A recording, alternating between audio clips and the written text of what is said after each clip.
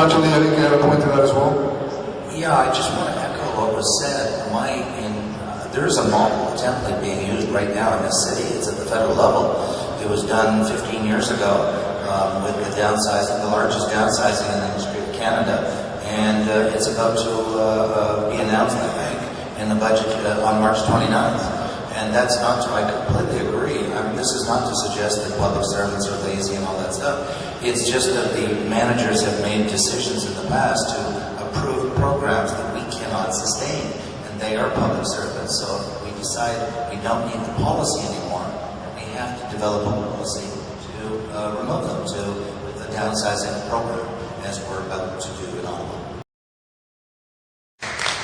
Dr. Lee, I'll just be very quick. I want to quote, I think it was Milton Friedman from the University of Chicago, in support of what was said: nobody washes a rental car. State your name and say your question, my friend. Good evening, my name is Leslie.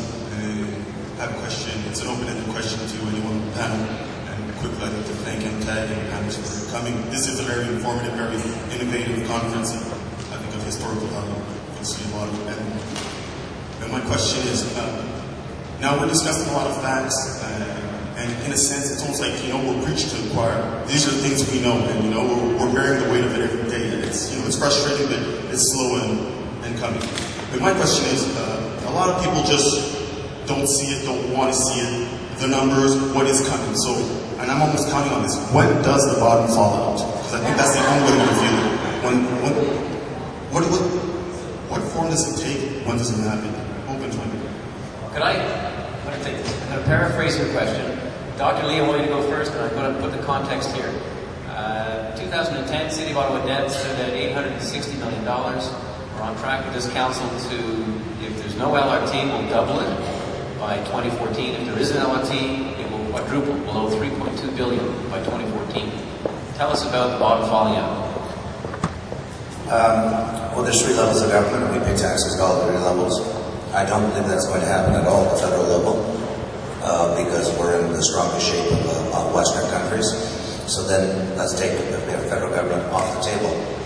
I believe the government of Ontario is 6 to 12 months away from a downgrade on their credit rating, because McGuinty has essentially rejected almost all of the recommendations in the Drummond report, and the bond rating agencies are watching this very, very closely. And I think there is a downgrade. I'm not suggesting that the, quote, bottom will fall out, but it's going to set in motion some additional events, and I think it's going to become very raucous in Ontario as the three parties fight it out and blame and point fingers at each other, and the financial situation becomes worse. Ottawa, I agree with those numbers you just put on the table.